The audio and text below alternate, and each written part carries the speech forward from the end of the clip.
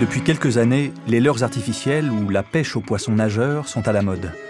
Si très longtemps ils ont été boudés par les pêcheurs à cause de leur prix et d'une utilisation moins commode que la cuillère, ces petites merveilles de technologie ont su faire des adeptes. Une pêche plus subtile, plus moderne et parfois spectaculaire a vu le jour sur les lacs et rivières françaises.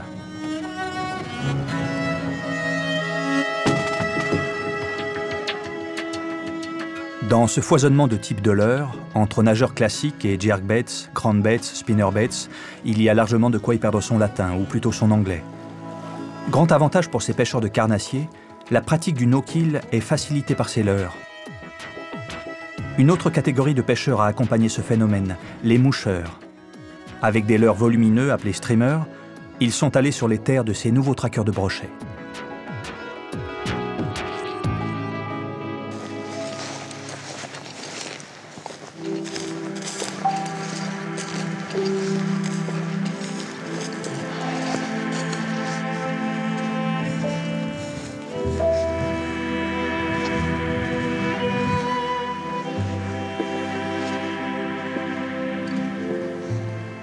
Au départ, les pêcheurs de brochets se répartissaient en deux grandes familles, deux catégories singulières, les statiques et les mobiles, c'est-à-dire les pêcheurs au vif et les pêcheurs au leurre.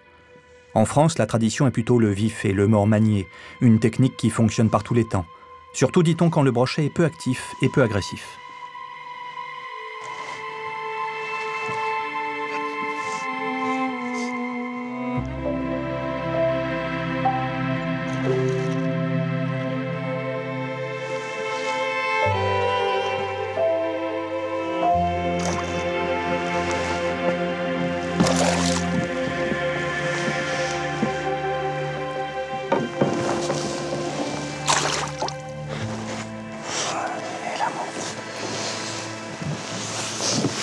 La technique, c'est ce qu'on appelle ici le mort manié, en fait, quoi. C'est un poisson mort, en fait, et on agite le poisson comme si c'était un poisson malade, en fait, pour attirer les brochets, quoi. Et voilà, et ça marche assez bien. Moi, c'est une technique que je préfère. En plus, c'est efficace. On peut parcourir du terrain, on peut prospecter les postes, tout ça. Donc c'est bien. Il suffit de passer tranquillement devant. Et s'il y a un brochet dans le coin, vous êtes sûr avec le mort manié que pratiquement, c'est pour vous. Il attaque. Ben, moi, je le compare un peu à un sprinter ou un guépard. C'est un animal qui est à l'affût, qui est posé sur le fond. Et dès qu'il y a une proie qui arrive qui passe devant lui, il se jette dessus, mais c'est comme une bombe, quoi. D'une rapidité extraordinaire. Et puis voilà, quoi. Il attrape sa proie et puis hop. D'habitude, la plupart du temps, il le prend à travers, il le chope en travers, il le retourne, puis après il l'avale, quoi. Moi, je sais que le mort manié, pour moi, c'est la technique la plus efficace. Parce que vous allez passer avec un leurre souple, une cuillère qui va faire des vibrations. Ça ne va pas forcément l'attirer. Bon, un poisson mort, c'est naturel, quoi. Il y a l'odeur en plus. Donc, il se plus facilement duper le poisson, le brochet. Vaut-il mieux attendre le poisson sur un poste ou au contraire partir à sa rencontre et prospecter beaucoup de terrain? Dans les années 90, les traqueurs de brochets se voient proposer des leurres artificielles. Le but, agir sur les réflexes d'agressivité des carnassiers. Allez, on vous ramène un brochet. Les jours fastes, un bon lanceur fait rapidement la différence. Mais cette technique demande une nouvelle manière d'appréhender les lieux.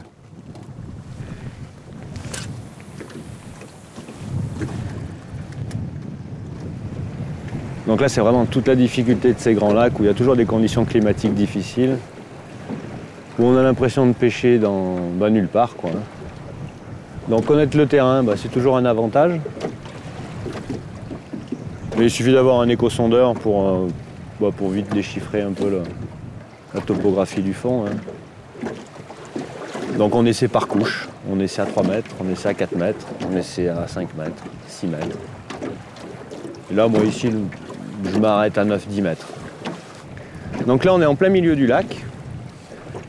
Il y a une île 500 mètres en aval et une île 200 mètres au-dessus de nous.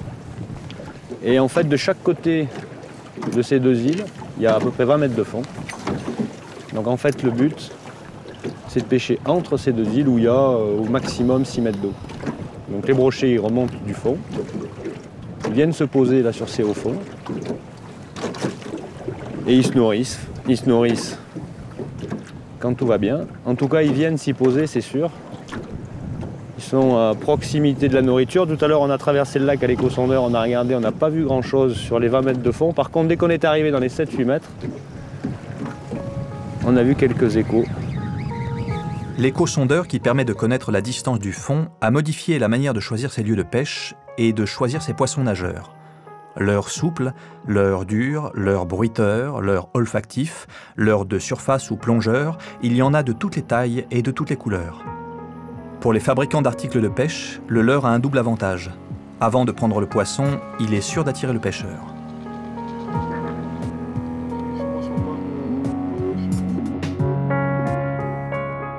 Popper, stickbait, chacun a un terrain d'action spécifique, de la surface jusqu'à 10 mètres de profondeur.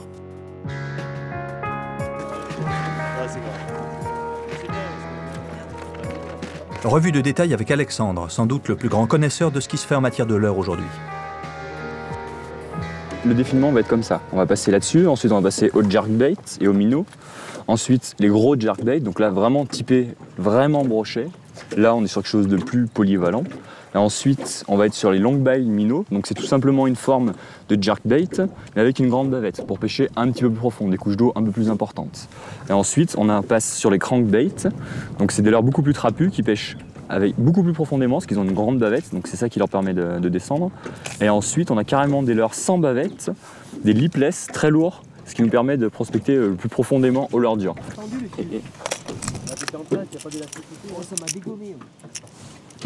Donc sur le brochet, le premier leurre de surface, certainement le plus vieux, est le popper. Donc l'intérêt de ce leurre-là, c'est de faire énormément de bruit. Donc en fait, on va le lancer.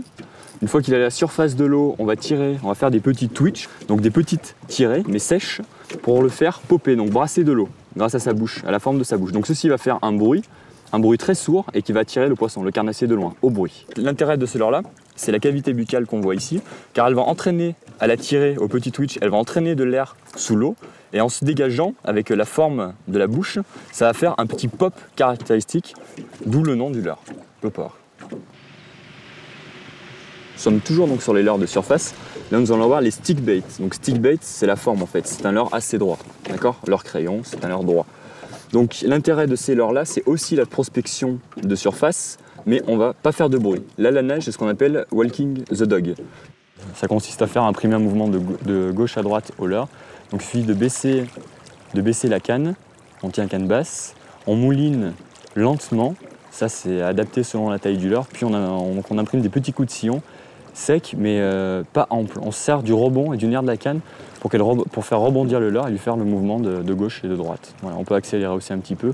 Ça, tout dépend. C'est vraiment la vitesse de récupération dépend vraiment du leurre, en fait, de la taille du leurre et de sa forme. On est plutôt sur des brochets très actifs, toujours en période estivale, toujours sur des hauts fonds.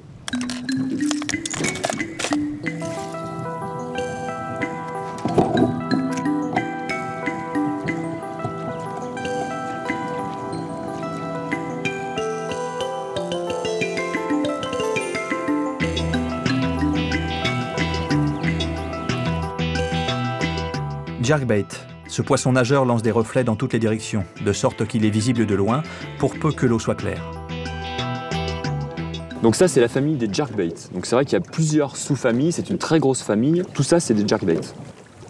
Donc cela va nous permettre de prospecter des couches d'eau comprises entre 50 cm et au maximum jusqu'à 1,50 m, voire 2 mètres pour certains modèles plongeants. Là, nous avons exactement le même leurre en deux tailles différentes. Pourquoi deux tailles ? Tout simplement parce qu'il va falloir adapter la taille du leurre aux proies des poissons du moment.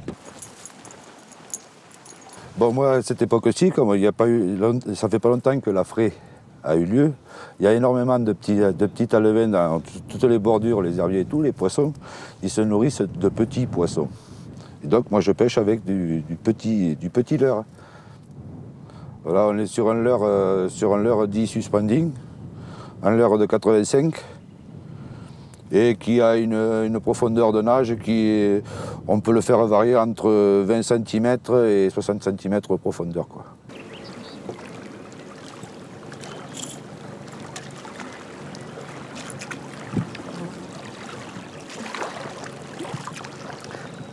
Tout petit poisson.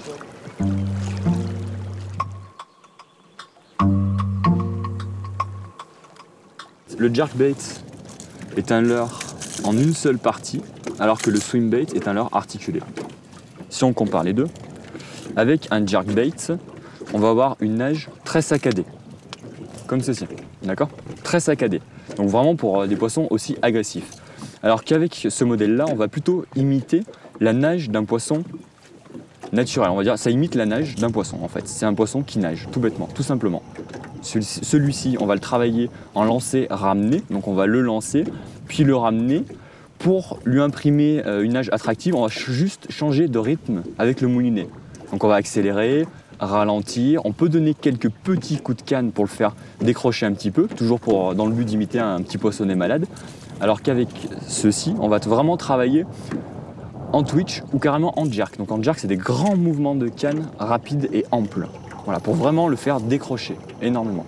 Voilà la différence. De toute façon, le jerkbait permet de prospecter beaucoup plus vite qu'un swimbait. Ce type de leurre est plutôt sur des poissons actifs, plutôt. Alors que là, oui, on va plutôt être sur des poissons qui sont posés et qui sont moins actifs. Pourquoi? Parce qu'on va passer beaucoup plus doucement. Swimbait est un poisson nageur qui s'anime entre la surface et 2,50 m de profondeur. On n'est pas obligé d'avoir un matériel extrêmement sophistiqué. Hein. On lance des leurres assez lourds.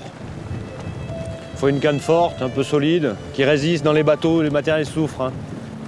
Donc une canne un peu solide. Un gros moulinet, une taille 3000. C'est bien, il faut que ça ramène assez vite. De la tresse, évidemment, surtout aujourd'hui. On sent beaucoup plus, il n'y a aucune élasticité. Donc, et moi j'utilise un très long bas de ligne. Très long, tout est relatif, mais au moins une longueur de canne en fluorocarbone. Du 40 centièmes.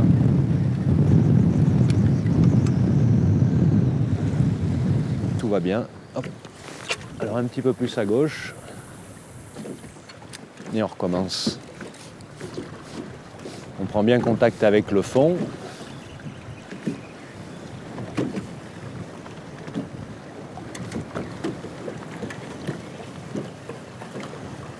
On croit qu'on va rien sentir, les conditions sont fortes, on se dit ouf, je sentirai jamais, et en fait si un brochet l'attaque, on peut le rater, mais en tout cas la touche on la sent. Hein. En 100% des cas. Hein. Très très rare de ne pas sentir la touche. Hein. Et il faut surtout bien coller la poignée de la canne sous le coude. Parce que les touches sont tellement violentes à des moments que la canne peut ripper sur le côté ou sur l'extérieur. Et en fait, le poisson prend appui et il ne se pique pas. Il faut vraiment qu'il y ait de la résistance pour que le poisson se pique. Yes, yes. Il y a du mec dans le secteur, et puis il est beau, hein. Ouais, je suis en vite, je vais les moulots, je suis à Va doucement, va doucement, va doucement. Va doucement, va doucement. Bouge pas, on va le faire à l'épuisette, ça sera encore plus joli pour le... Parce que c'est gros et...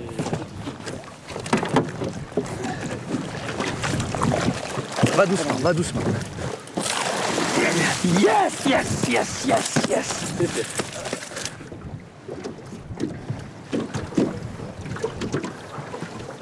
Alors là, c'est ce qu'on aime le moins quand on est passionné de pêche et qu'on est respectueux du poisson. C'est ce qui se passe de pire. Un gros leurre avec des gros tripes, tout costaud, fort de fer. Et ça ressemble un peu à un carnage. C'est les situations qu'on aime le moins. C'est déplorable. C'est probablement un brochet qui s'en sortira pas. Et on va faire une exception. On va faire une exception aujourd'hui. Il y a de fortes chances pour qu'on soit condamné à le garder. Il est cané. Hein. On ne sauvera pas celui-là. Fais gaffe, il respire là. Il va t'en faire une, il va t'en faire une là. Ouais. Je le sens bien, tu vois.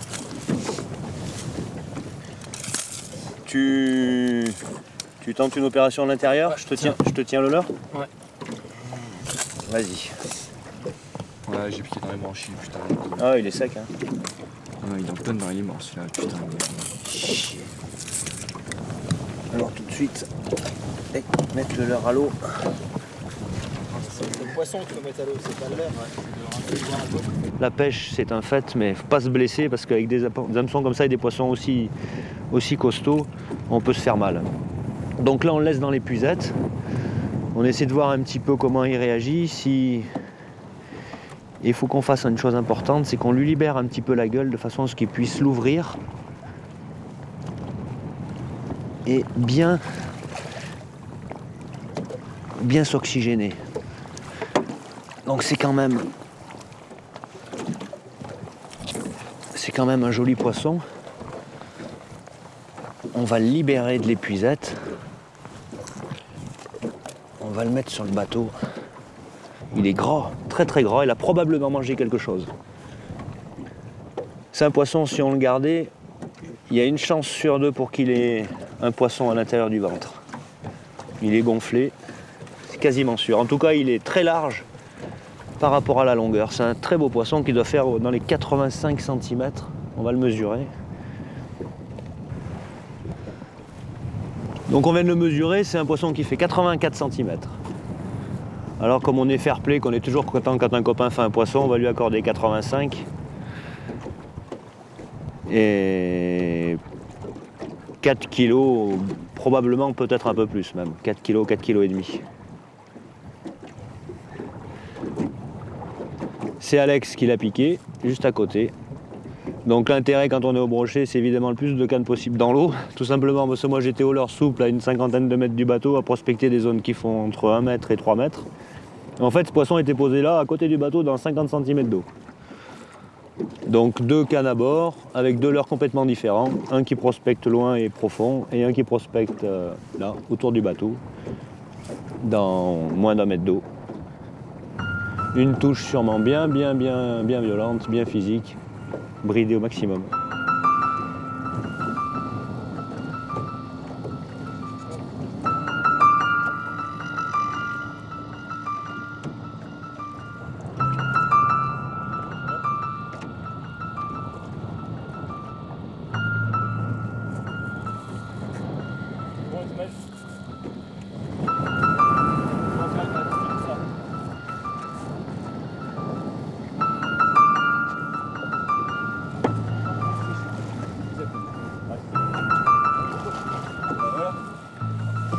Alors on a de la chance, il est parti presque comme une fusée. Ça fait 10 minutes qu'il est autour de nous, dans le bateau, dans l'épuisette, et en fait il est parti comme une fusée.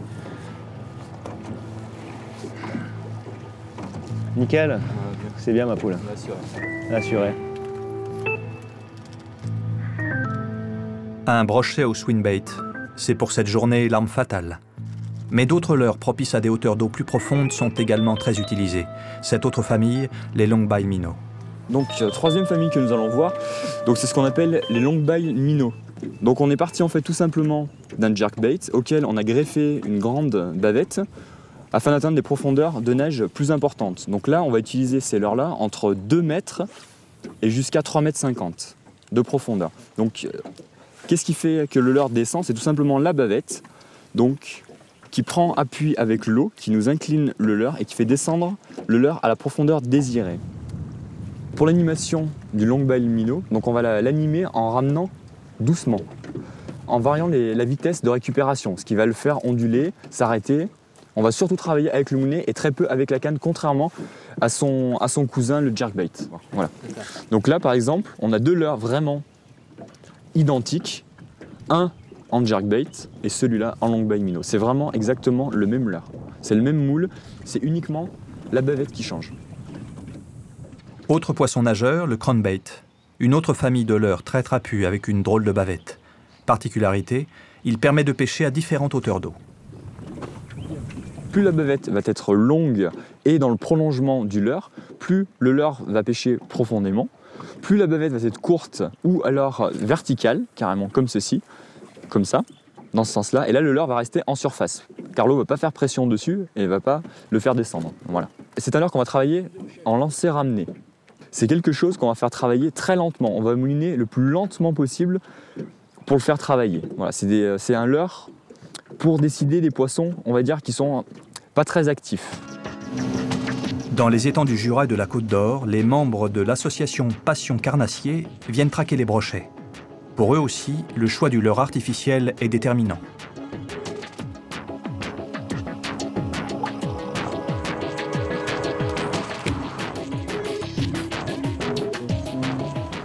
Donc on a essayé avec ce crank-là au niveau de la plage.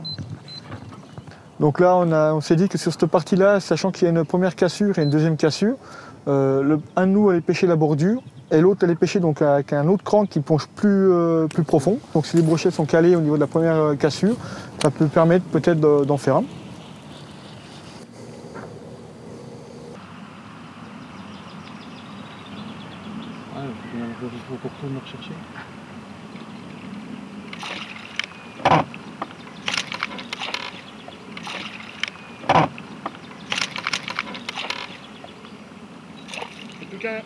Il y a un tube de lit.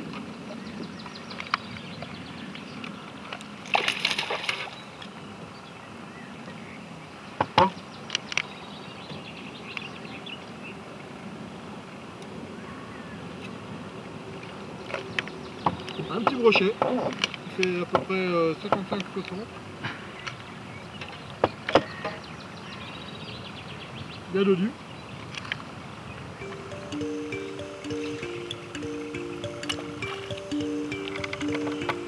Dernière famille des leurres durs, les lipless. Ce sont des leurres très fortement plombés. Ils peuvent atteindre alors des profondeurs jusqu'à 10 mètres. C'est vraiment le leurre de prospection par excellence. Parce qu'on va pouvoir peigner beaucoup de couches d'eau rapidement en faisant beaucoup de vibrations. C'est vraiment pour localiser le poisson. Une ergonomie particulière, des lestages forts d'hiver, la famille des leurres durs artificiels a un classement propre. Mais une autre famille reprend l'ensemble de ces caractéristiques, les big bait. C'est une déclinaison de leurre avec des tailles impressionnantes. Ces poissons nageurs viennent de pays où les brochets sont de taille conséquente, la Scandinavie en particulier. Le but, sélectionner les gros spécimens. Donc le leurre que j'utilise là, c'est un swim bait. Il a une nage naturelle qui est très réaliste et à la fois provocante pour le carnassier. Donc il suffit de le ramener à la bonne vitesse, ni trop rapidement, ni trop lentement. Et si le carnassier est à proximité, il y a des chances qu'on ait une attaque.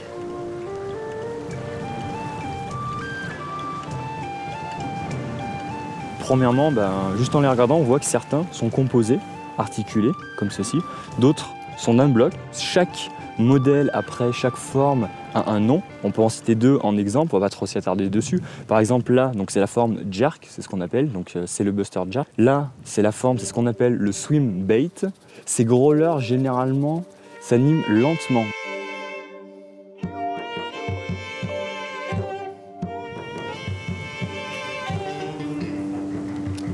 Donc là, on s'est déplacé, on est dans une des multiples petites anses qu'on peut trouver au bord du lac. C'est une zone qui est un petit peu plus abritée du vent. Et en plus, on a une petite arrivée d'eau, là, un ruisseau qui arrive ici. Donc il y a souvent présence de poissons fourrage. Qui dit poisson fourrage dit prédateur à portée du garde-manger. Donc c'est une zone où il y a très peu de fond. On doit avoir 1 mètre, 1 mètre 50 de fond maximum. Et c'est pour ça que j'utilise un leurre qui plonge très peu. Un leurre assez important, assez gros. Et là, je vais balayer un peu toute cette anse dans l'espoir de faire réagir un beau brochet.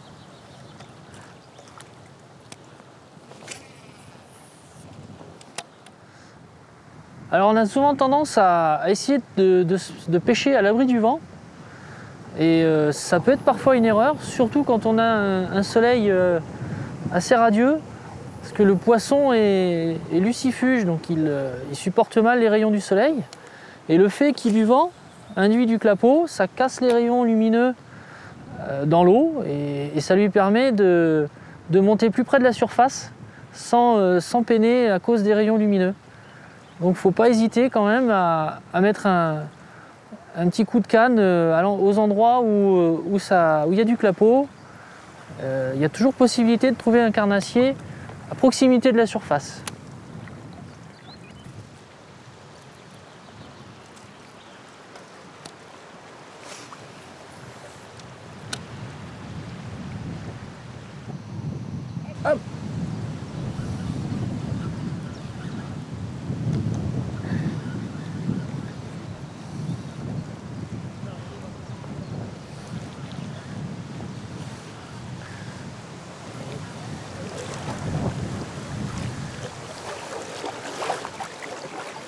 Et voilà, un petit brochet de nos sacs.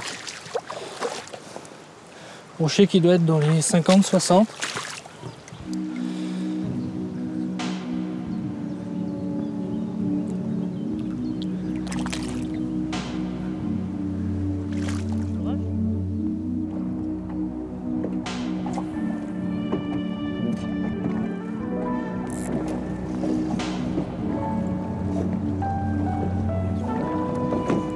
C'est vraiment une bonne zone. Je suis sûr qu'il y a une dizaine de poissons là sur 1 ou 2 hectares autour de nous. Il doit y avoir probablement une dizaine de poissons embusqués. Ils doivent se protéger du vent, de la lumière, se mettre à l'ombre, se camoufler simplement. Hein.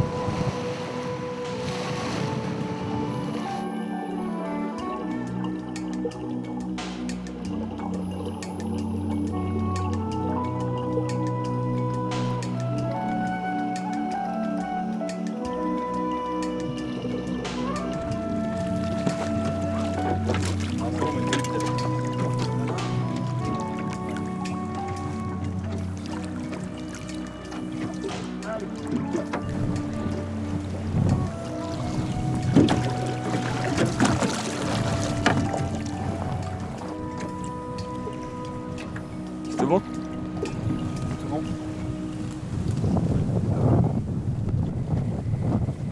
Le brochet reste le poisson mythique des rivières de plaine française. Une espèce pourtant en difficulté, c'est le constat des spécialistes. Il serait vraiment dommage qu'en France, on perde un poisson comme le brochet. Ce serait quand même assez catastrophique. Le brochet est un très bon indicateur déjà de la qualité, on va dire, physique des milieux, parce qu'il a besoin de frayères qui sont inondées à certaines périodes de l'année, donc il faut qu'il y ait aussi des variations de niveau d'eau. Donc c'est une espèce qui est exigeante, et puis c'est un indicateur biologique aussi, dans le sens où il va un petit peu réguler, comme la perche, les populations de cyprinidés et autres, sachant que c'est intéressant aussi, c'est toute une succession. Donc on va voir en début de saison, sur les premiers réchauffements, de gros développements de phytoplancton. Donc ensuite va suivre un gros développement de zooplancton. Ce zooplancton va permettre de nourrir donc en priorité les larves de brochet qui vont se reproduire le plus tôt.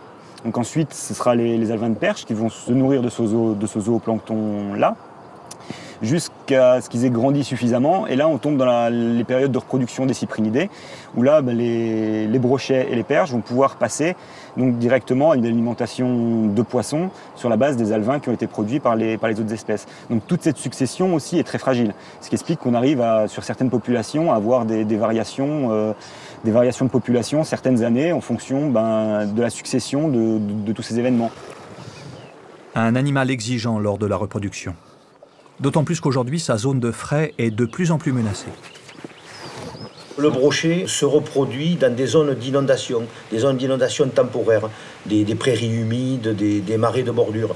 Or souvent, avec les extractions que l'on a fait dans nos cours d'eau, on a eu de l'érosion du lit des cours d'eau et les cours d'eau se sont enfoncés. Ce qui fait que maintenant, les zones d'inondation de bordure, souvent, ne sont plus mises en eau ou ne sont pas mises en eau au bon moment. Et le brochet a perdu une grande partie de ces zones de reproduction. Et c'est un grand enjeu pour demain, de faire en sorte de retrouver la mobilité des cours d'eau, de retrouver les plaines d'inondation. C'est un enjeu pour la biodiversité, mais c'est un enjeu en particulier pour une espèce très sensible à ce fonctionnement des cours d'eau, c'est-à-dire le brochet. Les fédérations de pêche se sont mises en état d'alerte dans certaines zones. Mais seule une gestion plus mesurée des captures pourra aider cette espèce à être toujours cet animal mythique.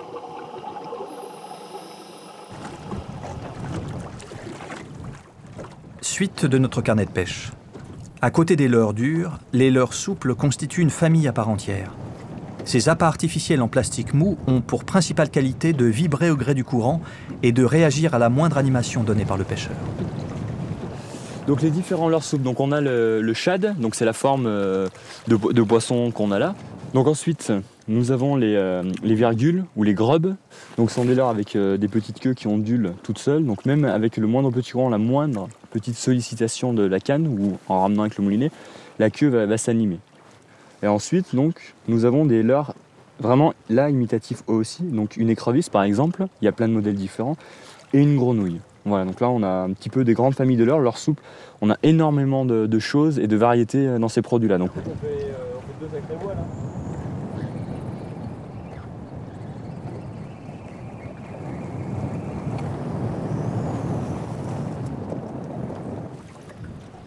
Donc je disais que tout à l'heure on en avait un le même, que j'ai laissé au fond, qui était tout balafré sous le flanc. Donc là c'est la taille en plus des perches qu'il y a le plus dans le lac. C'est vraiment une bonne taille, surtout aujourd'hui où les conditions quand même sont un peu fortes. Disons que la tirée en fait elle intrigue le brochet, elle l'incite à partir.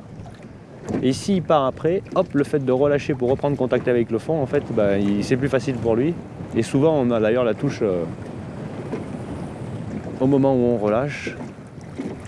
C'est pour ça qu'il faut bien tendre son fil et toujours être hyper concentré. Plus on va lentement, de toute façon, plus on a de chances de rater un poisson. C'est normal, hein. Il y va doucement dessus, il le prend. Et s'il sent que c'est pas bon, hein, il le relâche. Alors qu'avec un leurre dur, ça va vite. Il y a beaucoup d'hameçons.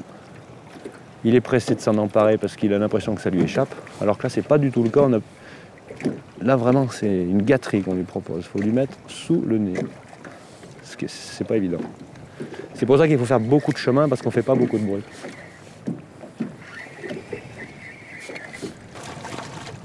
Non, mais là, c'est un spot à perche. Là.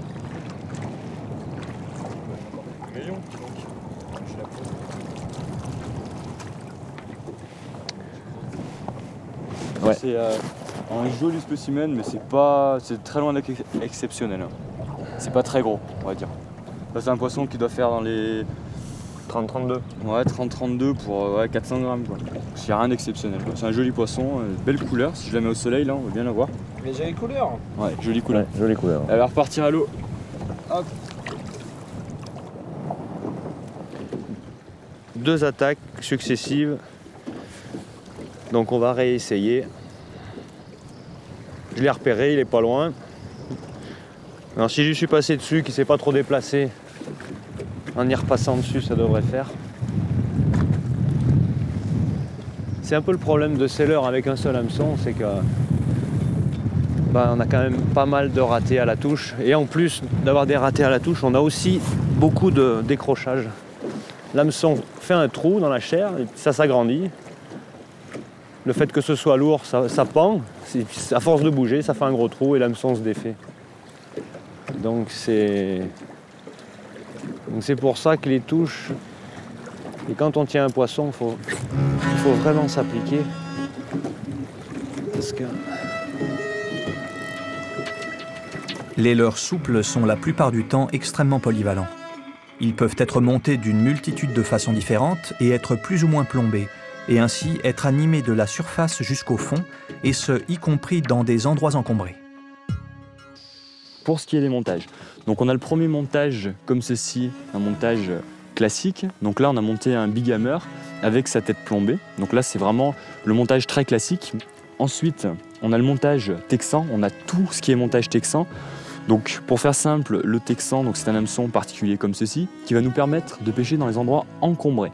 Donc voilà, là on peut voir que la pointe de l'hameçon est à l'intérieur du leurre. Par contre quand le poisson va venir mordre le leurre, la pointe va se dégager et il va se piquer. Après il y a une petite famille de leurres qui est un petit peu inclassable.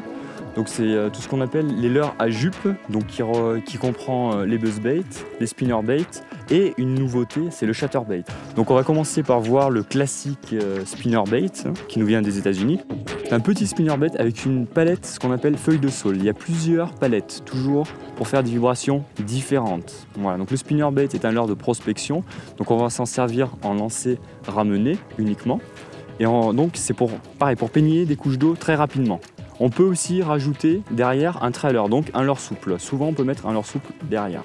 Le chatterbait, donc ça c'est un petit peu un leurre hybride, c'est une nouveauté. Donc il se compose d'une sorte de jig, une tête plombée, avec une jupe en silicone, 2 hameçons, un trailer. Là c'est tout monté comme ça, les chatterbaits sont tout le temps montés avec un trailer d'origine et une petite palette devant qui va vibrer et y mettre beaucoup de vibrations. Voilà, c'est ça la nouveauté, c'est surtout ce montage-là avec cette petite palette devant. Voilà tout. Ouais, là on a fait le tour.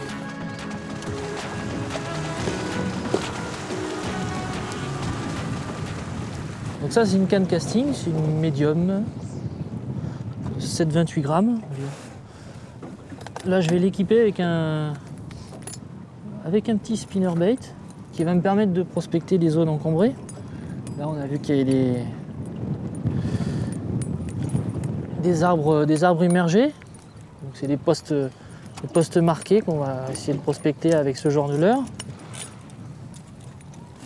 Il y a beaucoup de vent aujourd'hui, donc la pêche en surface, à proprement dite, avec des stickbaits ou des poppers, va être difficile, sauf dans des zones un peu dégagées, enfin abritées du vent justement. Donc la technique, ça va être de faire du bruit sous l'eau, donc spinner, des leurres assez bruiteurs, chercher pas forcément des zones abritées du vent, parce qu'on a un peu de soleil quand même. Donc le carnassier aime bien se trouver quand il est actif dans des zones où il y a du clapot, où il y a un peu de vagues, il y a un peu de remous, d'écume.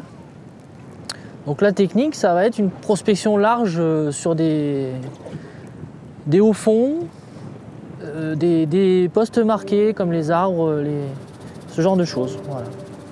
Le spinnerbait est une cuillère tournante. Elle passe dans les obstacles sans s'accrocher, un atout indéniable. Atout que l'on retrouve dans le streamer, le nouveau leurre adopté par les moucheurs, car eux aussi se sont mis à pratiquer cette pêche au carnassier.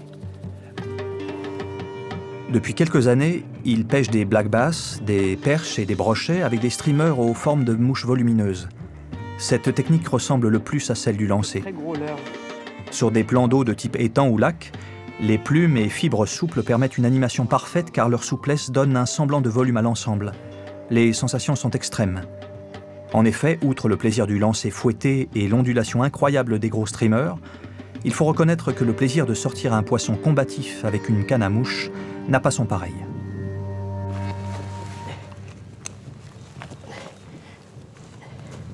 Pendant très longtemps, la pêche à la mouche avait été considérée comme un mauvais leurre pour le brochet. Et avec les techniques nouvelles maintenant, des soies plongeantes, intermédiaires, on arrive à prospecter tous les niveaux d'eau et ça se révèle une pêche aussi efficace que le leurre dans certaines circonstances. Dans des eaux peu profondes et tapis d'herbier, c'est vraiment l'idéal, la pêche à la mouche. On arrive à passer les leurres à l'intérieur des herbiers avec des montages anti-herbes pour éviter de s'accrocher. Et on a une animation très très lente contrairement aux leurres. Bien que maintenant ils arrivent à fabriquer des leurres qu'ils arrivent à laisser inanimés entre deux eaux, la mouche c'est encore plus efficace quoi, parce qu'elles ne sont pas plombées, elles sont attirées dans l'eau grâce à des soies plongeantes. Et vraiment tu peux les laisser inertes sur le fond pendant quelques temps, quoi.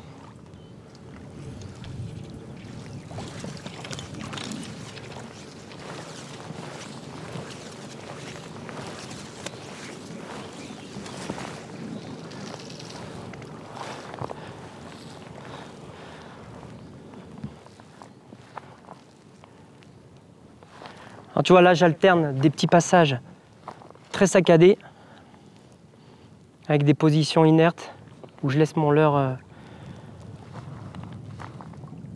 inanimé. Il faut vraiment être encore plus attentif qu'au leurre parce que au leurre, grâce à la récupération du moulinet, ils ont quand même pratiquement tout le temps le fil bien tendu. Bien que lors d'animation avec la pointe de la canne, ils arrivent à avoir des creux dans la ligne. Mais avec une soie à mouche, c'est encore plus facile d'avoir un creux. Et alors là, c'est les ratés assurés.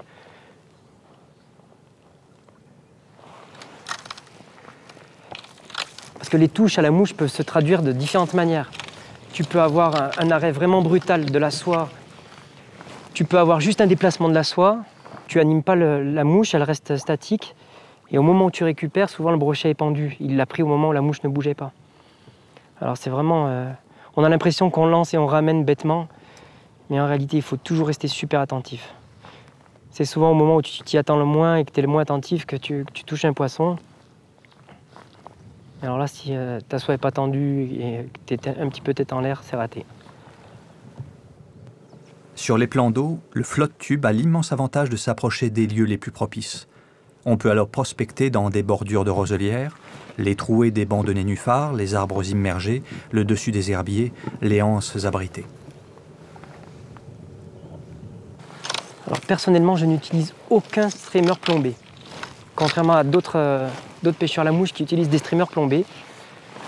Je préfère faire évoluer mon streamer au niveau désiré grâce à des différentes densités de soie, c'est-à-dire soit une flottante, soit une intermédiaire, soit une plongeante, une sinking, une extra fast sinking et extra plongeante.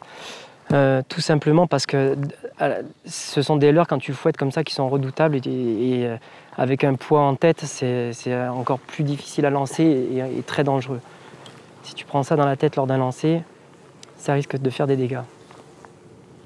Moi, j'utilise des matériaux qui prennent très vite l'eau, donc qui plongent très rapidement, qui sèchent aussi très vite lors des faux lancers, donc qui ne me posent aucun souci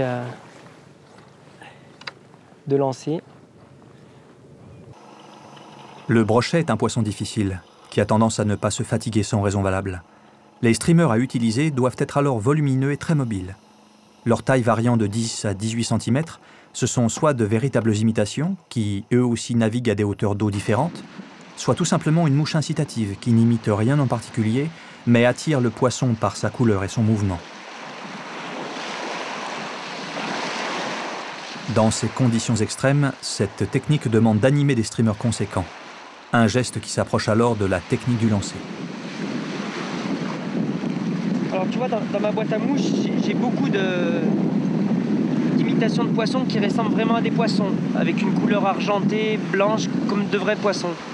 Mais là, je vais opter quand même pour une couleur très voyante, le orange, parce que l'eau est brassée et un peu marron et il sera bien plus visible dans l'eau.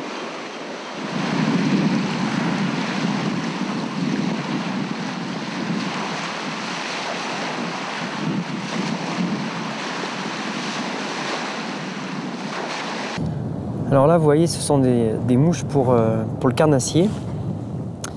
Des imitations de petits poissons, de grenouilles, pour attraper des poissons carnassiers. Notamment le brochet, la perche, le black bass. Là, mon choix aujourd'hui, c'est de prendre un streamer pas trop volumineux parce qu'on a beaucoup de vent. Et à la mouche, la difficulté, c'est de lancer le leurre. Et donc, je vais choisir un leurre qui s'imbibe rapidement d'eau, qui va couler rapidement, mais aussi qui va se sécher très rapidement et qui ne va pas être trop difficile à lancer. Contrairement aux gros streamers comme ça, là, qui sont de super leurres pour le carnassier, mais qui sont très lourds et très difficiles à propulser. Tous les leurres à fibres comme ça, ce sont des streamers qui vont plonger, d'accord ? Et toutes les têtes en cervidés ou en balsa, ce sont des leurres qui vont flotter. Pour pêcher le brochet, moi, j'utilise pas beaucoup de variétés de streamers. J'ai des streamers qui plongent. Voilà, ce sont des fibres synthétiques et des fibres naturelles qui vont plonger à l'aide d'une soie intermédiaire ou une soie plongeante. Et après, j'ai la variété de streamers qui flottent. Les têtes sont en cervidés, qui emprisonnent l'air, et c'est des imitations qui vont flotter sur la surface. Et ceux-là aussi, je les pêche avec des intermédiaires. Parce que l'intermédiaire, lorsque je vais stripper sur la soie, ils vont me faire plonger le poisson sous l'eau et il va remonter sur la surface. Aujourd'hui, le choix, il ne se dirige pas sur des leurres de surface parce que les poissons ne sont pas très actifs. Et on va attraper du brochet parce qu'on va les agacer, mais aujourd'hui, ils ne sont pas sortis. Si on en touche quelques-uns, c'est parce qu'on va les agacer, on va leur passer le leurre devant le nez, mais il n'y a pas de chasse. Actuellement, les poissons ne sont pas dehors. Bon, j'utilise une canne avec un fort numéro de soie pour lancer justement des gros streamers et pour justement arriver à lancer dans le vent.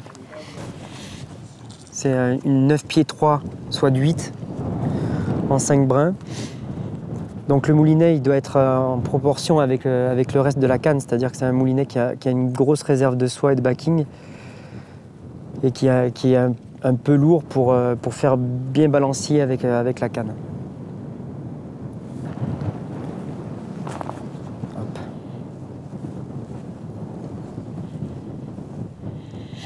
Alors j'utilise un fluorocarbone en pointe pour éviter de se faire casser par les brochets.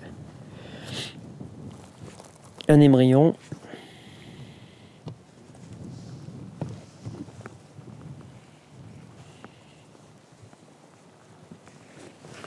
Et voilà.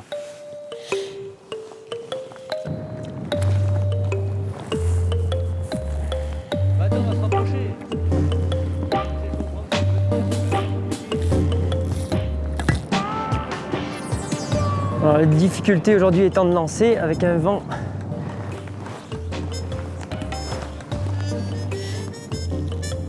Alors là, j'attends quelques instants l'immersion de ma mouche avant de créer une animation en stripant sur la soie. Alors cette animation doit être saccadée pour imiter un petit poisson qui est blessé et qui est en train de s'enfuir. Avec des petites tirées sèches. On peut varier les animations, partir sur des animations plus ou moins lentes, des animations rapides.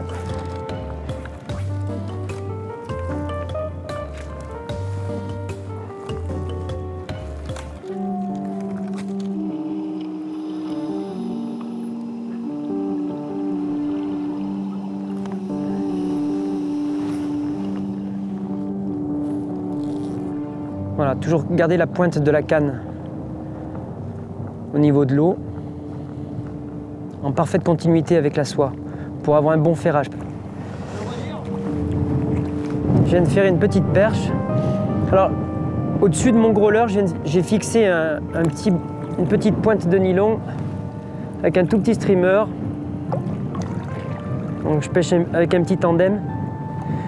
Mon gros streamer étant juste au-dessous, ce qui me permet d'attraper quelques petites perches juste sur le premier streamer.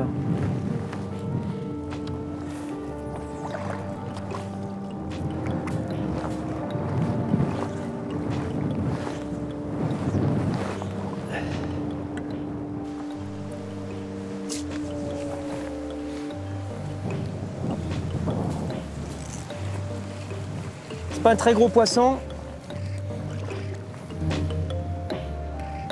Ah, c'est un brochet. C'est un petit brochet.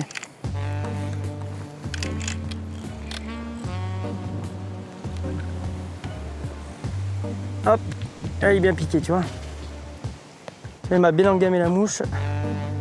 Je l'ai pris le long des herbiers là-bas.